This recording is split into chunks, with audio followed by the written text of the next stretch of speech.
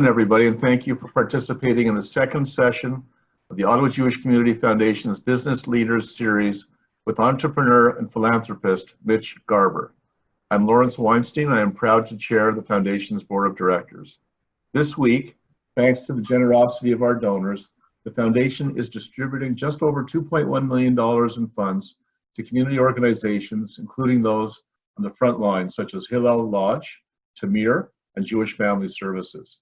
It is during tough times like this that organizations rely and need a predictable revenue source, and this is why the Foundation is such a valuable community partner. Through endowments and legacy gifts, afterlife giving through a bequest or a will, the Foundation can help you meet the needs of the causes you are most passionate about in perpetuity.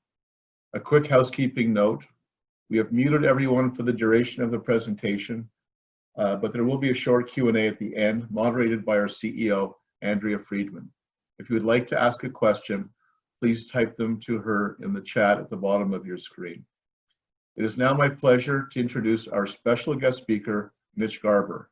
Not only is Mitch a successful entrepreneur and business executive, Mitch and his wife, Anne-Marie's philanthropic endeavors have been significant and long-standing.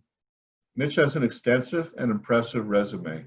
He is currently CEO of Caesars acquisition company, Caesars Interactive Entertainment, and the World Series of Poker, as well as chair of Cirque du Soleil.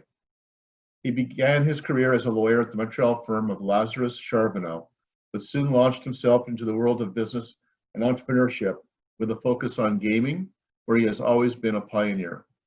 His philanthropic involvement is impressive and spans the gamut, including chairing Montreal's 2016 United Way Centraide campaign, as well as the 2020 Combined Jewish Appeal at the Montreal Federation. Mitch was recently awarded the Order of Canada. Well-deserved, Mitch, and Mazel Tov. We are so grateful to Mitch for making time during what is, I know, an incredibly busy period for him.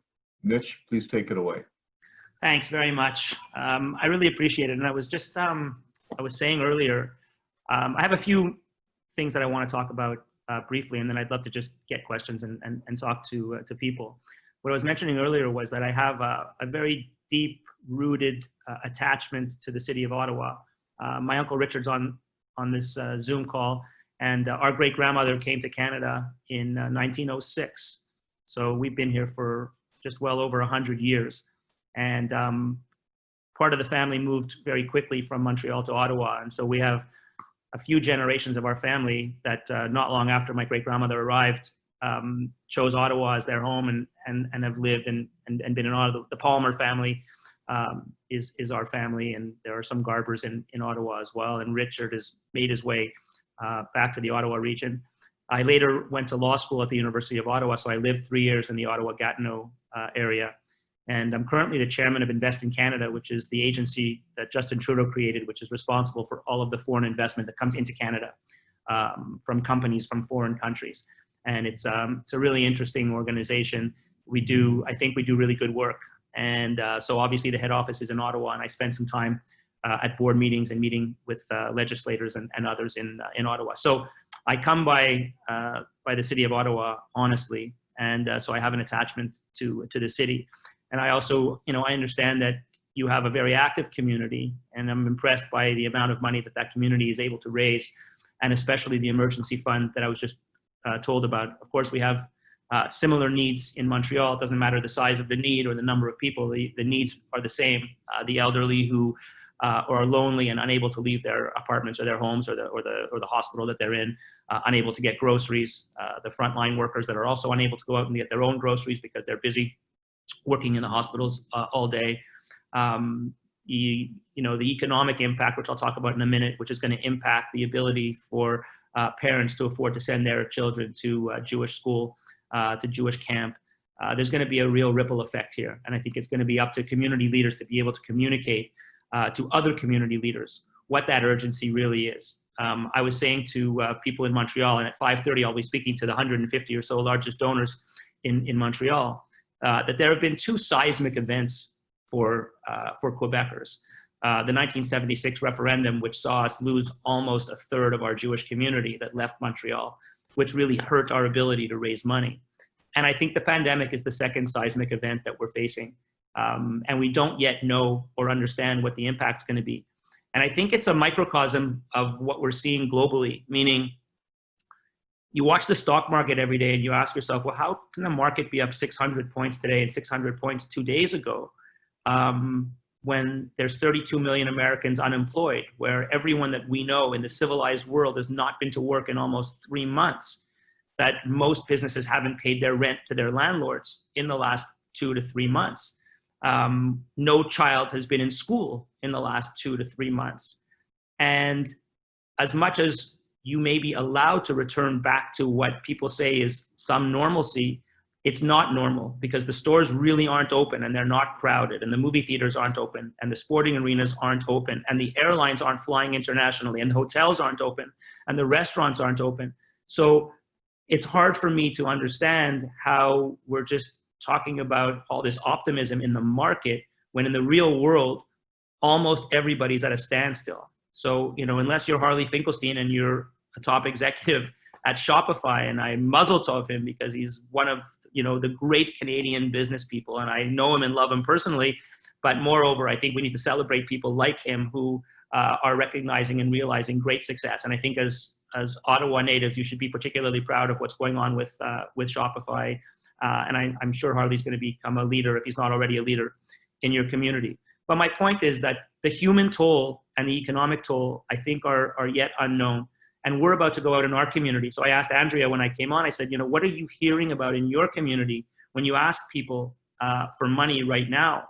How much are you hearing that this is a very difficult time? And actually her answer was a bit all over the place, meaning that you're seeing some people giving more than they have habitually given, and some people giving less. And I think it's going to be incumbent on people like me who are about to ask for a great sum of money, I'll talk to you about that in a minute, to be particularly sensitive to what people's personal situations might be.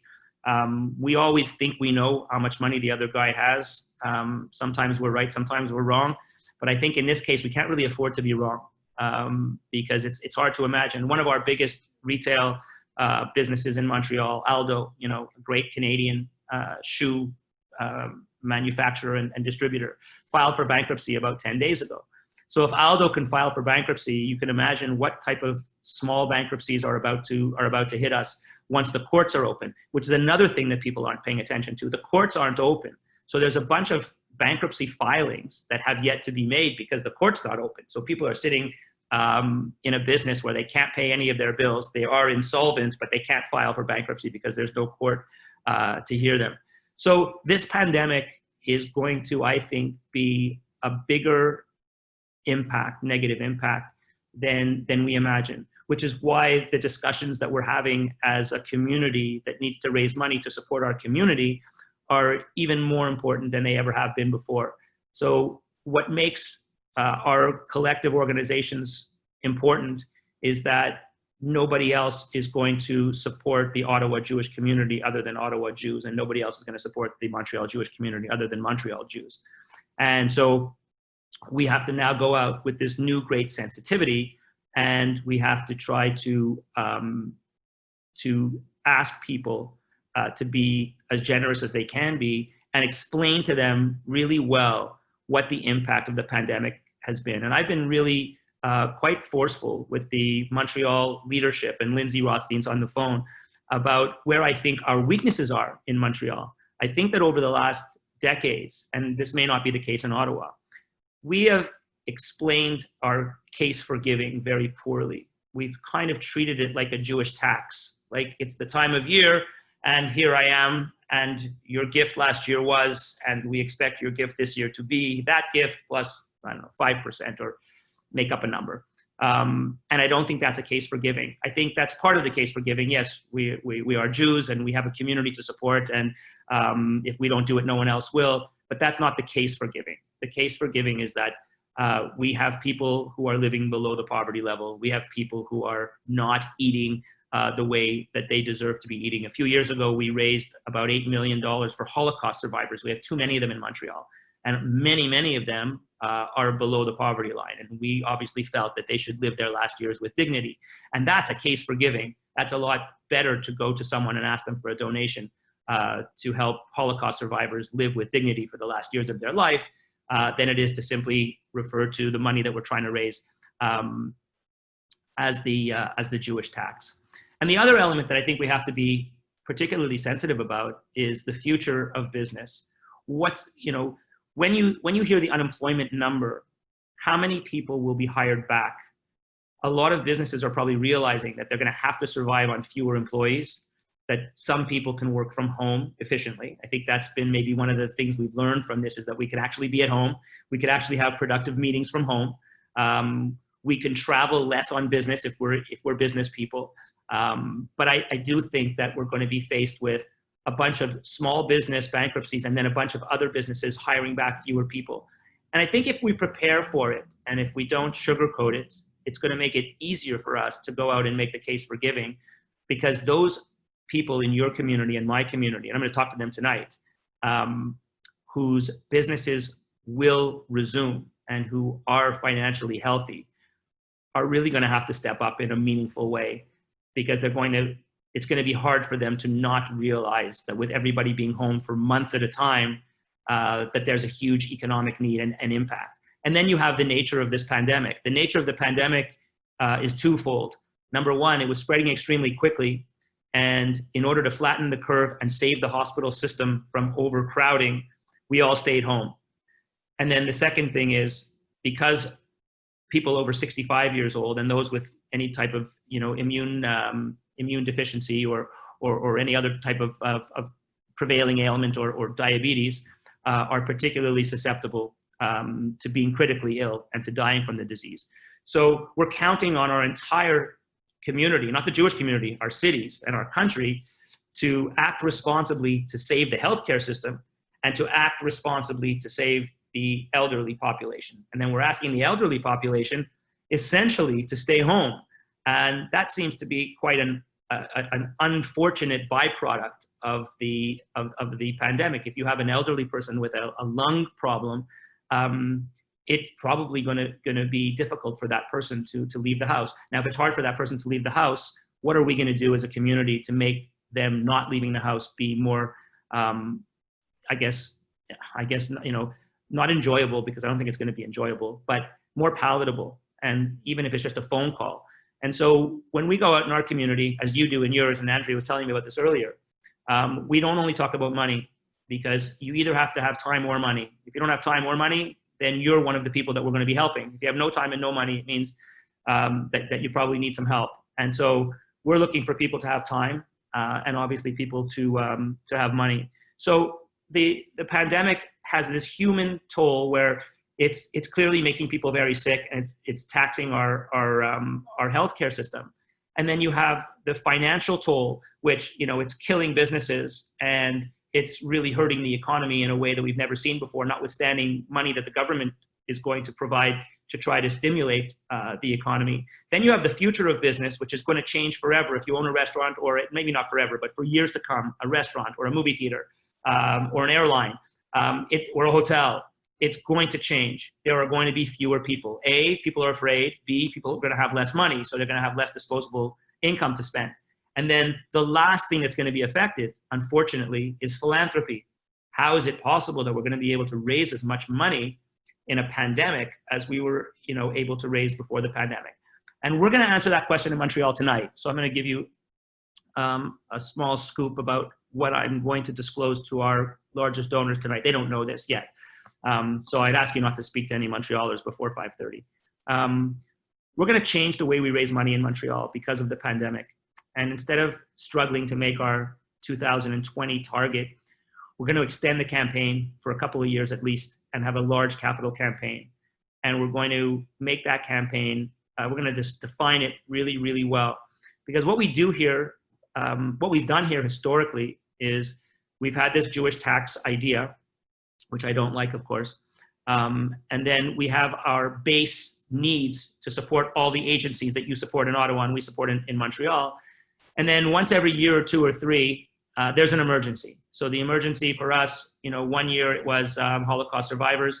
Last year, it was security. So after the Pittsburgh massacre, we had to decide in Montreal that we were going to put together a complete security apparatus around basically every Jewish agency, synagogue, school in Montreal, which will take years to implement, but as you can imagine, millions of dollars to realize.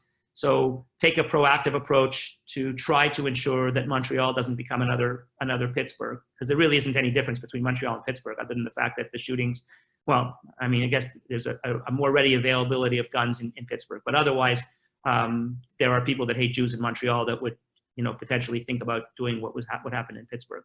But my point is really about this year, that's the pandemic. And so when I think about a business that I'm the chairman of, the Cirque du Soleil, the Cirque du Soleil is a really good example of a business that was generating about $2 billion a year of revenue. And today it's zero. With 5,000 employees, we've laid off 4,800 of them. I don't think we're going to see live entertainment where thousands of people could sit next to each other in an enclosed indoor environment for, I think, a year. I think probably until there's a vaccine. And even if I'm wrong, a large part of our audience are over 60, so they would be reluctant to come even if you could come. So even if the shows do resume, who is going to travel to Vegas, for example? Which 70-year-old or 75 or 80-year-old is really going to think it's worthwhile to see a 2-hour Cirque show, but sit next to 2,000 people in close proximity, and some of the people are sneezing and all the normal things that happen. So I have a real world situation where I'm involved with a business that is an absolute zero and has 4,800 of the 5,000 employees currently out of work. So I understand it from the perspective of being involved in a real business. Now, if I just imagine a small restaurant, we'll take Bechta. I mean, I don't know how wealthy the owner of Bechta is, but Bechta's been closed for 3 months, and Bechta has rent to pay. And Bechta was counting on all kinds of, maybe they do catering for weddings and bar mitzvahs, and now there's no weddings and no bar mitzvahs. So I can only imagine, and Bechta's a successful restaurant. Let's look at a not successful restaurant. Someone who was just getting by, making their rent and buying their groceries and living a decent life above the poverty line. So I just think that we need to, in Montreal, think of things differently, knowing that we have basic needs for our community, that this emergency, while it's bigger than the past emergencies, it's not unique. There seems to every couple or few years be an urgent need for additional dollars. I don't know anything about the Ottawa fundraising, but I'm going to bet that that has happened to you in your history, which is there's special one-time gifts for special emergency needs. And I'll finish on a personal story. And my Uncle Rick knows this. So we grew up very modest means. My grandfather, who was my Uncle Rick's father, was an advertising man who never made a fortune of money. His son, my father, dropped out of school in the 8th grade to take care of his family and take care of his brothers. And so we do understand what it's like to live at the bottom tier of the community. We weren't poor and we weren't hungry. But I went to Jewish day school through elementary school and high school. And for many of the years, my tuition was paid by the donations of anonymous donors. And I only really understood that about a week ago when someone at CJA mentioned to me what would happen if we were unable today to fund some of the tuition that we fund for Jewish day school. And so I thought about it personally, and I said, okay, if I was in the 8th or 9th grade and they pulled me out of school because there was no money for me to go there, these are the friends I've had from kindergarten all the way to 9th grade.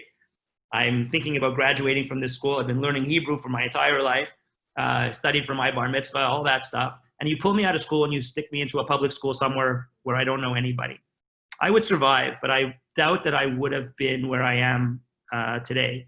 So that's a real situation today in Montreal and probably in Ottawa, that if you don't raise money every year, you wouldn't be able to fund certain things. Then you have to decide what's most important. Is it more important to help send Jewish kids to Jewish school? Or is it more important to feed seniors? Is it more important to visit seniors? And we don't want to be faced with those decisions, although I think we will be. we have an arts center here, and we have a Jewish public library, and we have the schools, and we have the day camps, and we have the elderly, and we have the handicapped. So we may be faced with decisions, but our goal is to not have to choose one over the other. And that's going to be a major challenge as I get on the phone tonight, knowing that in front of me are people that I know have been successful in the past, but they're commercial landlords and haven't collected rent in 3 months.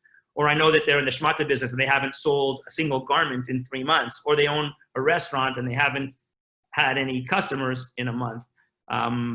Maybe I'll joke that I know they haven't spent any money in the last 3 months either, which is, maybe the only silver lining to this is that our credit card bills must look a lot more palatable to us than they did months ago.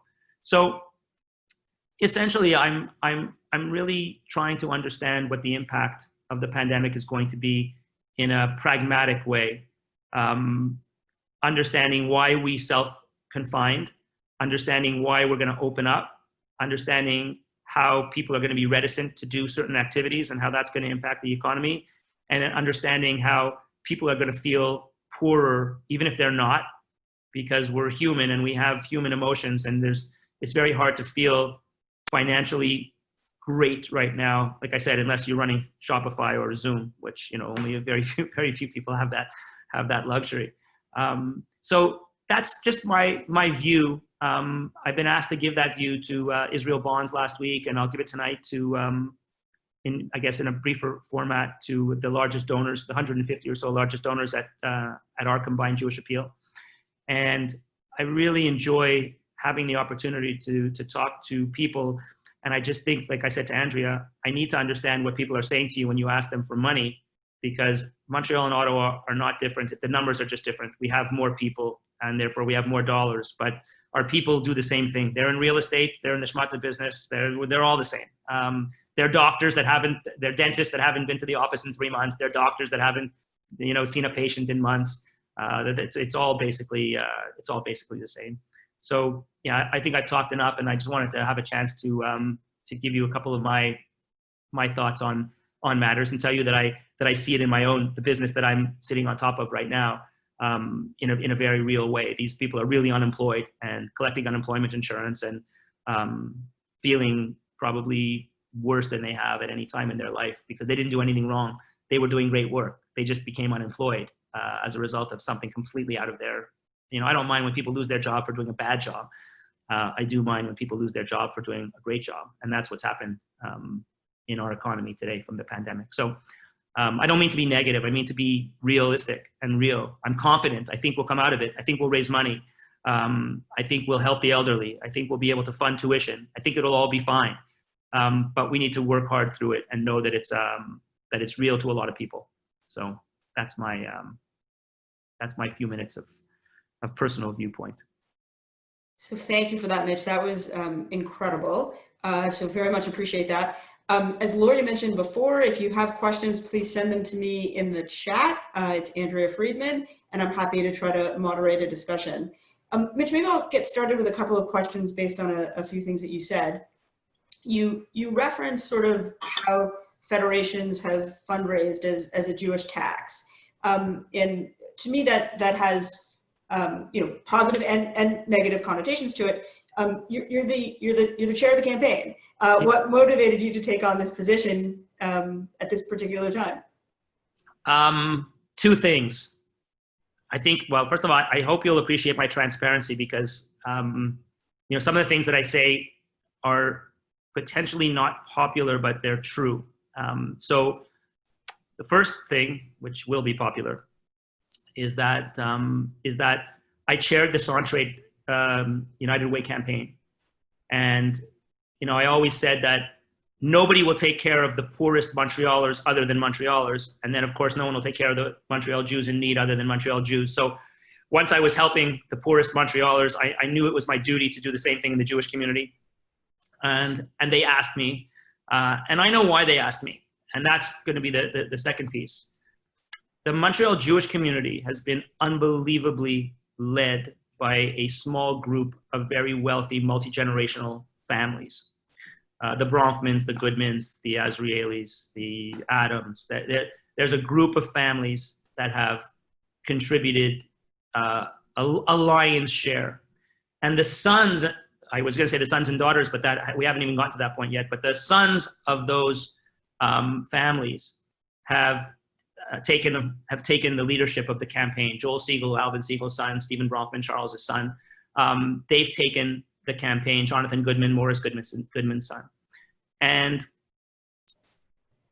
the campaign has not been shaken up by somebody who was not poor but grew up without money,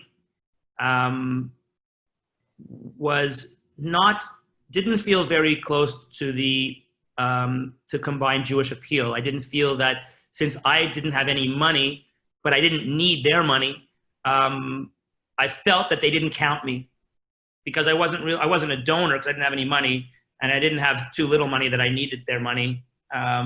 So I felt that I didn't count. And then when I made money, I quickly understood what the responsibility was. I know that I have more money than I need. I want to give it away smartly. And I want to be able to talk to people who I know will take my message in a different way than they take Stephen Bronfman's message. So Stephen's my closest friend. We played golf yesterday. We speak or we text every day. But people don't see him in the same way as they see me, and they don't see me in the same way that they see him. He has taken the responsibility of being the grandson of Sam Bronfman really seriously, and he's done an amazing job with it. And now I need to inspire the generations of Harley Finkelsteins to not rely on the Stephen Bronfmans and Joel Siegels and John Goodmans, but to help to build a new network of those leaders. So I took it because they asked me, but I think they asked me for that reason. And so hopefully I'll be successful in communicating that message. So that's amazing. And you suggested that the world needs more Harley Finkelsteins. I would suggest they need not only more Harley Finkelsteins, but also more Mitch Garber. So thank you for that. We're pretty similar. So I think we even look pretty similar. So you know, as you get set to launch Montreal's emergency campaign tonight, I'm just curious, what are some of the concerns that you have? On the one hand, I think what this has taught us is that we're all in this together, and I think there's incredible ability for people to be compassionate and to recognize that even though they may have lost some income, they're not in need, and that they know that there are people less fortunate than them. Yeah. But how do you overcome sort of the huge financial need to raise money in the world's worst economic market? Yeah, I think I'm going to have to be very persuasive, because we also have the luxury that you may not have in Ottawa. We have a lot of very wealthy Jews that don't give to our community. So that's an opportunity. I mean, I know we could talk about why they don't give, or, you know, how disappointing that is, but it doesn't matter. They are out there and they're very wealthy, and they give nothing or next to nothing or well beneath their capacity. So I feel I have to do two things: reach out persuasively to the people who have traditionally been generous, and know that they'll continue to be generous. Be empathetic to the people who have been generous but will this year not be able to meet their prior commitments, and just understand that and not even pursue it. And then try to replace those people with this group of people I'm talking about, which are wealthy Montrealers who don't give or give very little given their capacity to give, and try to understand why it has been that they haven't given, what it was that didn't turn them on to giving to the Jewish community, what it was about CJA's prior campaigns that they didn't resonate, whatever, it doesn't matter. Just get rid of all of the, see, I'm very sort of apolitical. I haven't been in the CJA world. So I understand that inside the organization there might be politics, but I'm not part of that. So I can go to a group of donors and say, hey, listen, you didn't like CJA, or you don't like that person, or you don't like the way they asked you. I hear you. Now let's start over. And that's something that has not been effectively done in the past. So I think maybe, you know, even a few donations that come from that path, that's going to be worth, I think, a lot to our campaign.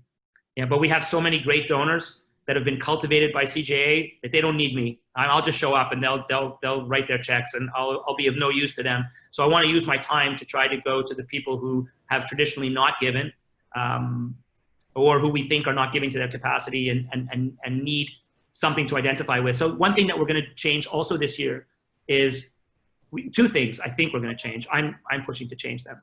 One is that historically, we haven't allowed people really, unless they're big donors and they insist, we haven't really allowed people to direct their gifts.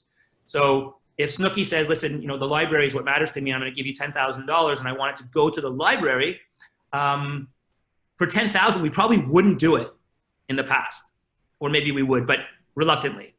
And so we're going to try to pick 4 or 5 areas where you can identify, you know, elder care, a student tuition assistance, etc.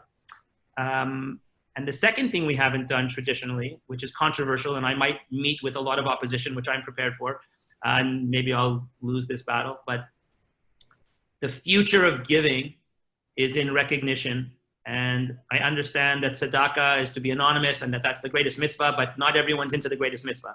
So if it takes recognition in a circle of honor to get someone to give a certain amount, and I'm prepared to tell the group tonight that I'm as guilty of not giving anonymously as anybody. I have my name on all kinds of, you know, buildings and doors and what have you. So if I've done it, you know, I don't think I'm an egomaniac, but I think that CJA is now going to have to take that same strategic path which the hospitals and the schools have taken. And I think we'll be effective with that because a younger generation of donor would like to be recognized. And you know what? They should be recognized. Maybe it motivates other people to give. I think that's what my giving has done. You know, part of it was maybe because I'm proud to be able to do it, but another part of it is I know that I'm inspiring other people to give. So we're going to try to do those two things: let people direct their gifts and try to figure out some rings of recognition. Amazing. So what I think I'll do now is I'll pivot away from philanthropy and community, although that is my preferred favorite topic, and a little bit more about business, because I think we have a really unique opportunity here to hear from you, who's built up like several successful businesses. It amazes me that you run so many companies simultaneously. And I'm curious, you spoke before very sympathetically and empathetically about the employees of Cirque du Soleil, who are obviously hurting and suffering right now. How do you communicate with teams at this time, and how do you run such a big business in such an uncertain, horrible time? So as the chairman, I'm not running the business, which puts me in a different situation. And you know, in the businesses that I've run in the past, I haven't been faced with this type of situation. When I was faced with the shooting in Vegas, I flew to Vegas and I met backstage with a bunch of performers, and I found that that was really easy to do because everyone was feeling the same fear, disgust, sadness. So I found that it was easy to. Then there's no status. There's no rich and poor. There's no chairman and acrobat. Everyone's kind of just in that together. And so my difficulty here is that we're not all in it together because I think that most of the employees, they don't know me personally. There's 5,000 of them. They're all over the world. Most of them do not earn a huge amount of money. And we have social media, so they see my situation and my life. So I try to be sincere, but we're not suffering it the same way, and I need to be cognizant of that. So what we're trying to do is tell people that this will pass, that we're working to restructure and reorganize the company. We're working on raising more capital to be able to capitalize running a business that has no revenue, right? I mean, we can't put 5,000 people on the payroll. Their annual payroll salaries are $280 million a year. So we don't have $280 million to pay people to stay home. So everyone has to go on unemployment. And all I can do is in my interviews, so when I'm on TV or I'm, speaking, which I do, quite frequently, is to hope that I sound authentic, and take it seriously. But I'm also cognizant of the fact that we're not suffering it the same way. Totally fair. I just want to remind everybody that if you do have a question, you can send it in the chat and I will do my best to ask it. I'm curious a little bit about the online gaming industry, sort of what first got you involved in it and where you see that industry heading. Right. So not to correct the bio. So in 2017, I merged the public company that I was running back into the parent in Vegas, and I sold the digital business that I had built to Jack Ma and a group of Chinese, and I left Caesars in 2017. I see the future of gaming and the future of games quite differently, because I built a social mobile games company, like a Farmville type company. It's actually much bigger than Farmville, but like Farmville because people know Farmville. And I see that business, that sort of social community game playing, as being a huge business. I see Vegas as being a shrinking business. When I started in gaming with Snooki's brother, who's my godfather, and he was the founder of a law firm that I worked at for 9 years. So I started in gaming as a lawyer for casinos way before the internet came along. And at that time, Vegas revenue was 70 to 75% gambling and 20 to 25% non-gambling, so restaurants and shopping at the time. Today, it's 75% non-gambling, so it's nightclubs, day clubs. When I say today, I mean 3 months ago today. Day clubs, nightclubs, shopping, etc., and celebrity chefs, all that stuff. And so gaming has flipped the switch. I'm relatively bearish on the future of gambling, because Vegas was built on 60-year-old women sitting for 4 hours at a slot machine. And the next generation of 60-year-old woman is not going to spend 4 hours sitting in Vegas at a slot machine. Your phone is on, you've got all the social media, you've got streaming, you're binging Netflix, you've got so many things to do. And so when I started, there was nothing to do. Vegas was aspirational. If you could only get to Vegas. Well, now you can play all kinds of games on your phone. You are able to, in many places, gamble on your phone. So the future is going to be in mobile gaming, and the land-based companies are going to have to be really strong in partnering with strong mobile gaming companies, which many of them have been. So I think that gambling is going to change. I mean, people are always going to want to gamble, but they'll be able to gamble on their phone. So the whole idea of Vegas, like in 20 years from now, I think that I'll have grandchildren, and then when they turn 21, they won't want to go to Vegas. They'll watch movies about what Vegas used to be. That's what I think. And unfortunately, because I love the industry, and I might still invest in parts of the industry, but I just think that people's behavior is changing, and the industry has to change with it. Okay, so we have a few questions coming in, so I'll do them in order that they came. The first was, are we heading for a recession or even a depression in the next 6 to 12 months? Well, definitely we're going to be in a recession, I think. We're headed for two things. I don't know if we're headed for a depression. I mean, the greatest economists in the world, I'm watching them every day and they don't know. So I definitely don't know. Like, I watch Mohammed El-Arian, who I really admire, and a bunch of other great economists, and they have no idea. And so I equally have no idea. What I do think we're headed for is, we were complaining a few years ago about, leaving our great-grandchildren a much worse planet and a huge amount of debt than we had. Now I think it's times, I don't know times what. We're going to leave our great-grandchildren with trillions and trillions and trillions of dollars of debt, of printed paper, basically.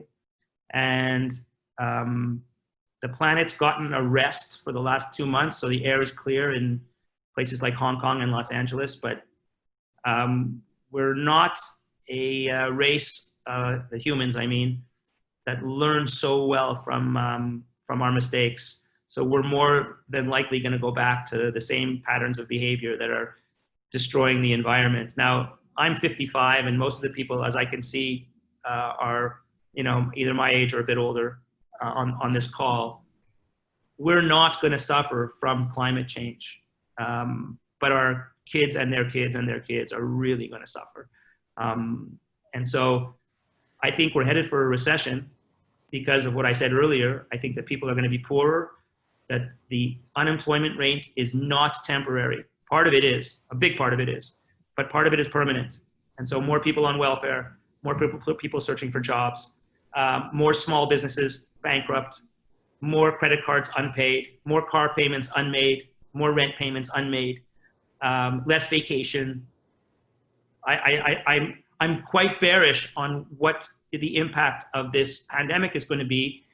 And yet the stock market is probably smarter than I am, but I feel like it's not, you know, but I don't feel like I'm smart enough to look at the stock market and say, well, you know, you don't know what you're doing. You're not calculating the unemployment and the debt properly and the bankruptcy rate properly. But I think that, but I just don't, you know, I don't know what to do. I don't know what to do about it. I think that's fair. I mean, listen, I don't think there's any proper models to predict what's happened. There's no trends in history that you can look towards to figure out what the future holds. So we've had another question, which is just a bit about investments in Israel, and specifically how you've gone about finding great opportunities in Startup Nation. Yeah. So I've been so lucky, and I think that everybody who's been successful in business, you know, the successful neurosurgeon has not been lucky.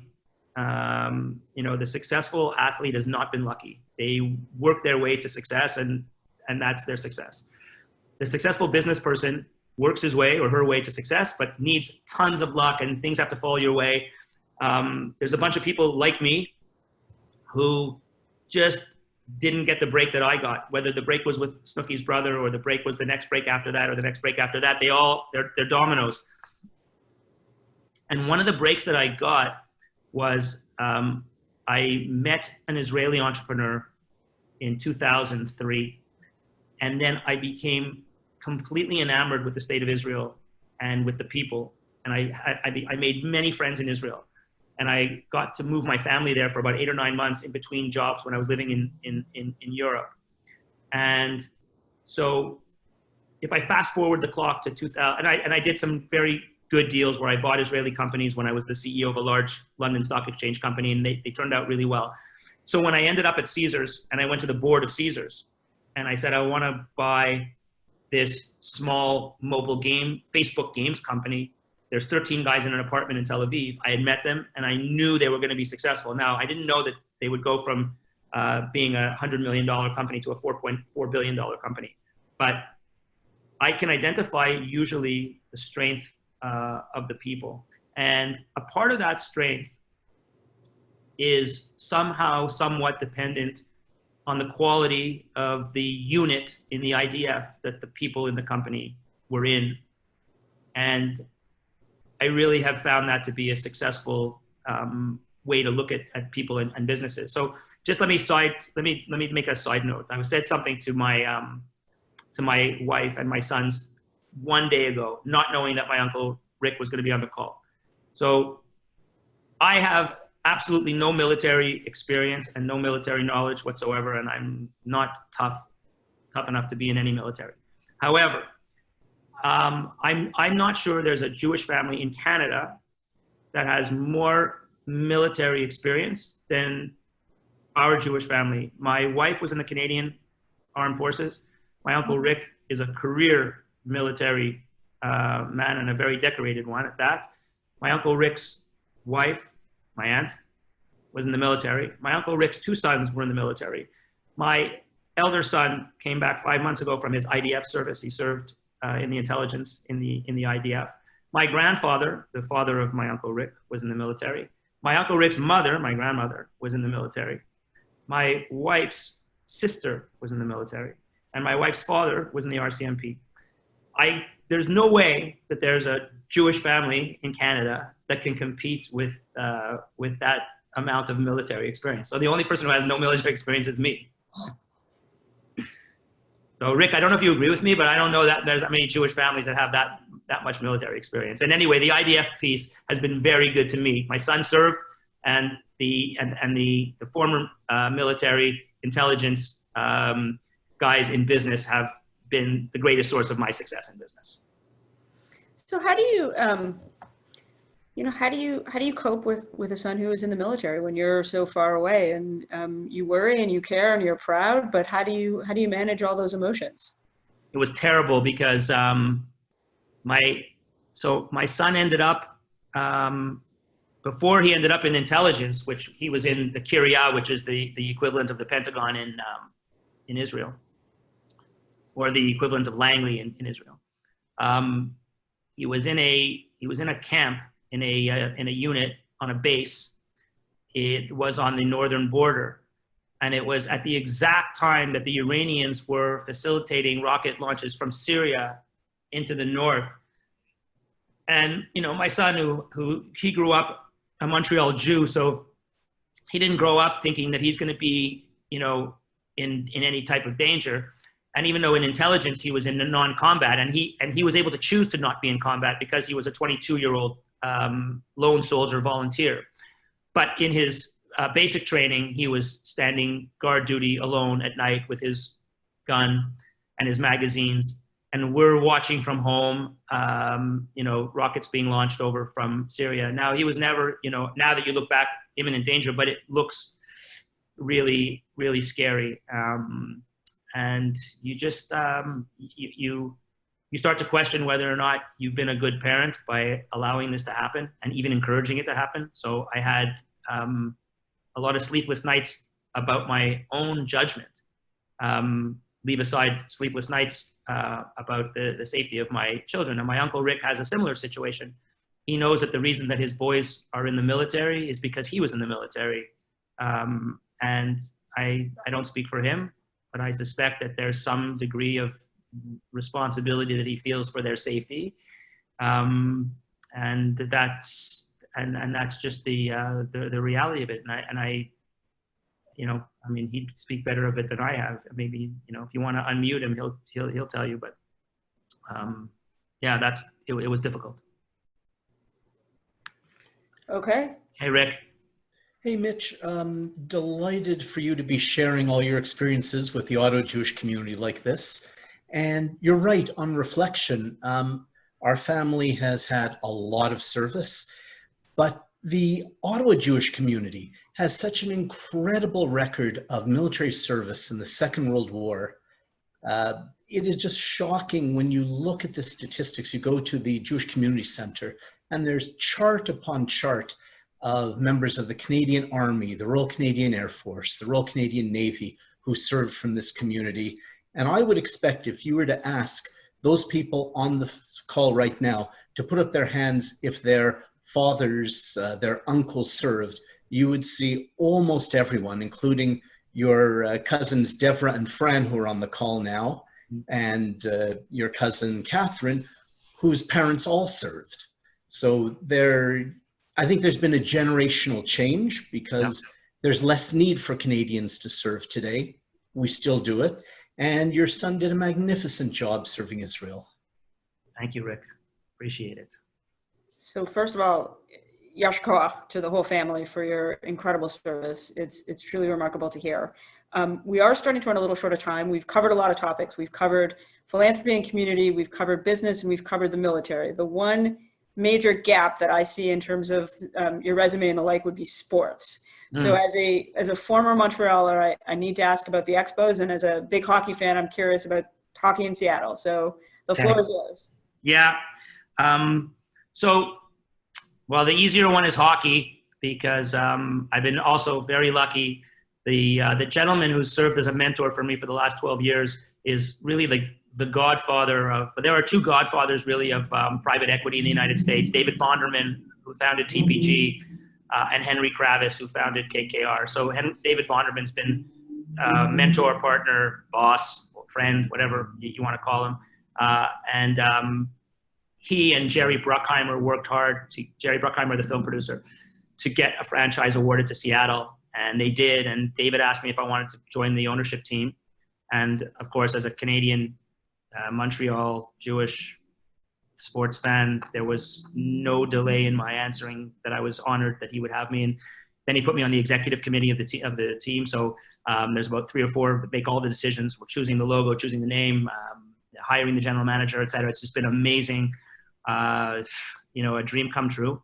And on the baseball front, I've been a great baseball fan. I love the Expos. Of course, it was a tragedy when the Expos left Montreal. This is a situation that is really being managed almost exclusively by Steven. Steven's father, Charles, as you know, owned the Expos and brought Major League Baseball to Canada in 1969. And it really is his goal to bring baseball back to Montreal, and he's negotiating with the Tampa Bay owner about whether they would bring their team to Montreal, maybe split the team half-half, which I support greatly because I think 162 games might be a bit much. Given all the things I said about gambling and Vegas and people being busy, I just think you have to relook at the way we used to live and the way we're going to live in the future and see whether, 162 games is still the right number of games. And so I'm just I'm a supporter and a partner of Steven's, and I will invest with Steven. We've got some really interesting investors. So the largest company in Canada by revenue is a company called Couche-Tard, which owns Max and Circle K in the States. And its founder is a great, great man, a great guy from Chicoutimi, just outside of Montreal, named Alain Bouchard. We have the big global security company Garda, which was founded by a guy named Stéphane Crête, and he's also one of the member of the ownership group, potential ownership group. So it's all on Steven. We're just sitting on his shoulders and see what he does. He's a great community leader, and he really knows the game of baseball well, and he's really well regarded by the Major League Baseball owners because his dad is well regarded by everybody. Charles is a really great man, so I'm confident. That's music to my ears. So that's awesome. I do know that there's a couple more questions in the chat. I have time, by the way, so it doesn't matter. I'm jumping on another Zoom after. Yeah.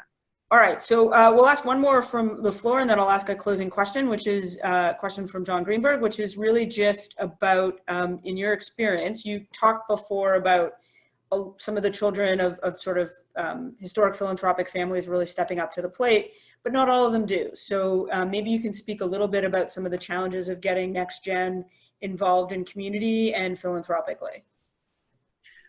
I'll speak from my point of view because I'm a first gen, and my kids will get nothing from us unless they take on the responsibility to not only give money away, but get involved, because I'm sure the community is going to come to them in 10, 15 years and say, okay, we need you to chair the campaign. And you may not want to, but I wouldn't force you to do it or force them to do it. But I think if you teach them that this comes with the territory, okay, we got lucky, we made a lot of money. Now, what are we going to do? We're going to buy a lot of nice things. That's good. Okay, what else are we going to do? We're going to give money away. That's not so hard. Writing checks is easy. Are we going to spend a bit of time and try to show by example, not just by the size of the check example? So I don't know many multi-generational families in Montreal who have not followed in the footsteps. So in the non-Jewish community, Lino Saputo Jr. is one of the most philanthropic people in the entire city. He must give away tens of millions of dollars a year. Paul and Andre Desmarais, who are the sons of Paul Desmarais Sr., they must give away tens of millions of dollars a year. Andre Chagnon had the first $1 billion foundation in Quebec before any of the Jews did. There's a bunch of people here that have obviously taught their children or are teaching their children. We'll see, what happens with Alain Bouchard and all this new money that we have. So I think it comes from the parents. I think it can only come from the parents, because it's okay if the younger generation feel that the money wasn't earned by them. Steven is so comfortable with knowing that he didn't earn the money that he turns that comfort into his mission to be a leader in the Jewish community and to spend tons of time. He did the Centraide campaign too. So he raised money for the city, $50 million for the city of Montreal. And if you ask me, a billionaire like him could just sit home and do nothing. So for the most part, they're not sitting home and doing nothing. The Israeli kids are getting very involved in charity. We're very lucky to have that foundation. Joel Siegel is completely committed to the Jewish community. His father, Alvin Siegel from Peerless Clothing. I think it's a teaching job. I'm talking to some of these older people about how they did it, because my wife and I don't have all the answers, but I can get some of the answers from Morris Goodman or Charles Bronfman or others. But it seems that these guys and their wives have done a really good job at teaching the kids, to be honest. So that's amazing. So thank you very much for that. I guess the last question that I'll ask as you head into your kickoff tonight, and we of course wish you the very best of luck, is, you know, we've had some good success here in Ottawa so far with our emergency campaign.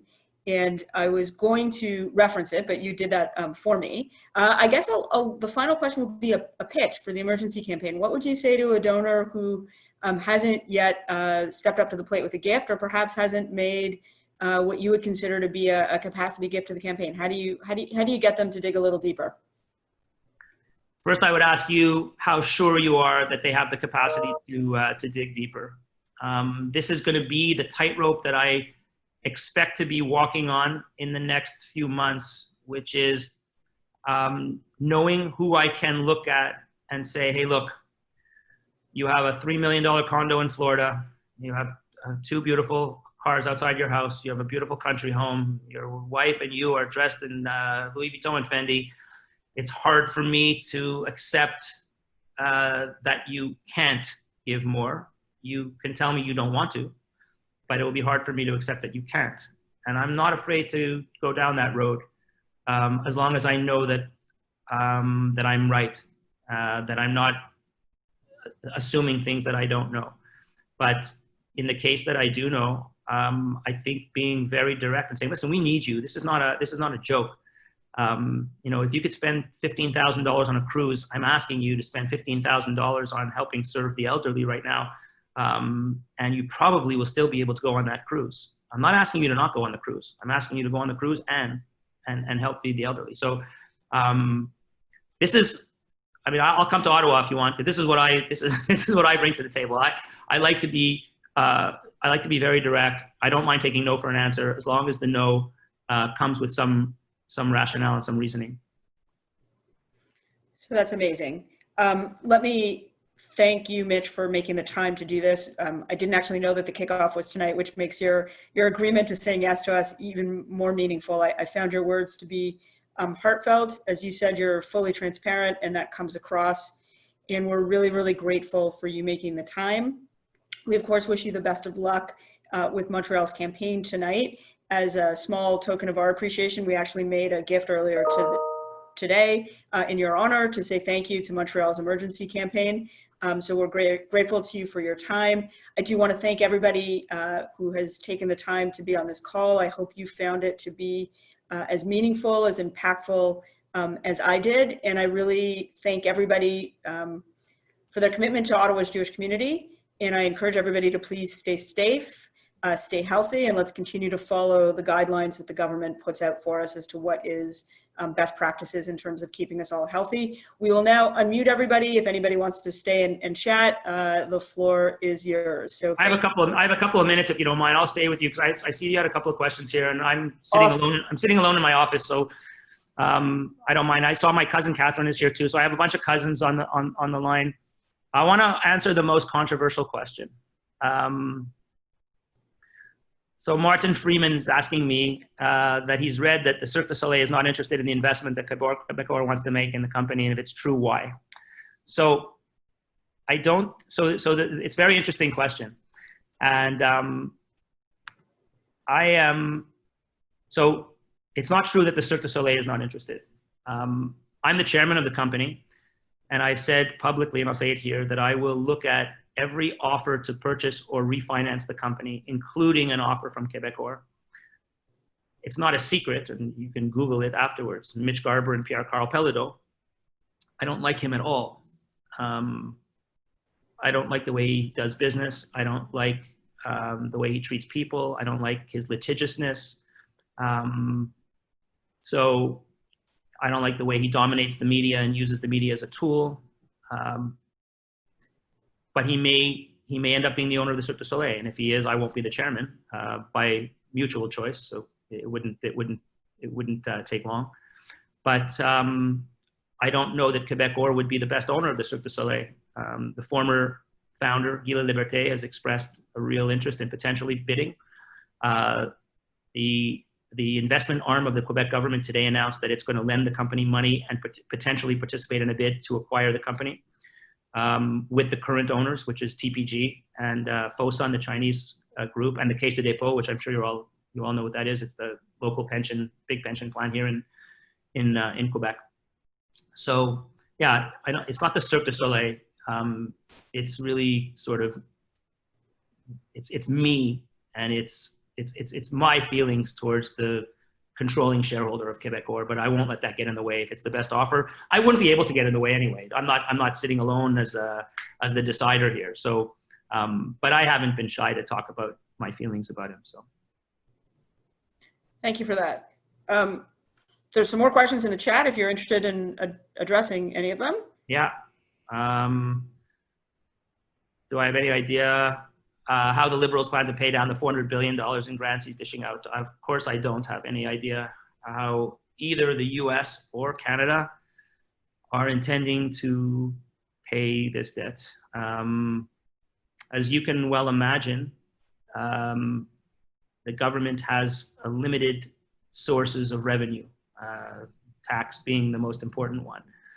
So I think no one's thought of a better way to deal with the pandemic than a stimulus package. I mean, and I am not enough of an economist to know whether the US's $9 trillion that they say it's going to be is the right number or not. But if you ask me, how is the US going to pay back $9 trillion? I would say that they're not going to pay it back. Actually, your grandchildren and great-grandchildren will still be paying back part of this $9 trillion. It'll just by then be 31 trillion. And that's kind of the way of the world. I think the only silver lining is that our sort of, I guess, per capita indebtedness is not at the level of the Americans. But I really don't know how they're gonna pay it back.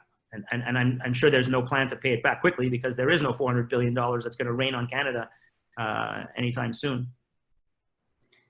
So there was an interesting question that caught my eye here about the markets, and sort of to get your take on something, which is that markets can stay rational longer than investors can stay solvent. What would your take on that be? Well, investors, you know, you think of investors as you and me, but we're not the investors. There's this huge amount of liquidity sitting on the sidelines in hedge funds and venture capital firms. And then the government's buying bonds and securities, and the US government, and open to buying equities. So the market can continue as long as there's liquidity in the market. The question is, how is the market valuing companies? I think the best advice that I've heard is from Mohamed El-Erian, which is, whether the market's rational or not, keep upgrading your portfolio for quality. So don't settle for anything less than the highest quality business. Ignore the valuation for a minute, you know, because buying certain REITs right now, which own retail malls at a deep discount, is not the highest quality. It looks like the best stock price, but it's not the highest quality. You know, Microsoft is high quality. Bell Canada and Rogers are probably high quality. And there are a number of other high quality companies. But I think the idea here would be to be seeking to always upgrade your quality. And my personal strategy right now is that I've sold most of my equities, and I'm prepared to miss the uptick. I'm prepared for that. And my personal feeling is that we're gonna have another opportunity 10, 15% down from here. I don't understand all of this exuberance over a vaccine. Every time someone mentions a trial, the stock market goes up 800 points, but there's no vaccine, and it's not coming in 1 month or two or at the end of the year. You know, and then Trump talks about hydrochloroquine, and the market goes up, and there's no more hydrochloroquine inventory anywhere. So to me, it's all nonsense, but it's working. It's working. I'm not a trader. If I were a trader, I'd be having a field day, but I'm not a trader. I never knew how to day trade, but I would imagine day traders are loving this. If they're out of the market at 4 p.m. every day and they get back in. Absolutely.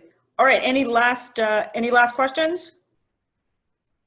Well, thank you all very much. It was my pleasure to be here, and I hope I'll get a chance to see the Jewish community maybe live one day somewhere in synagogue or somewhere in Ottawa. I'll come in and speak to people if anyone wants me, but I hope to see you in Ottawa live next time. thanks a lot. And thanks for all the people close to me, family and friends, that joined without my invitation. It's even more appreciated than if I would have invited you, then I would have guilted you into it. So thanks a lot, Andrea. Thank you very much. All right. So long. Appreciate it, and best of luck. Bye. Thank you.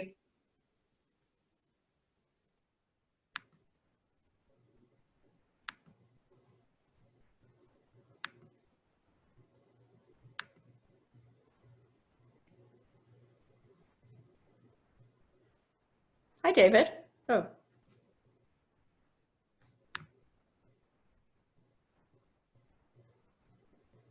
Hi, everybody.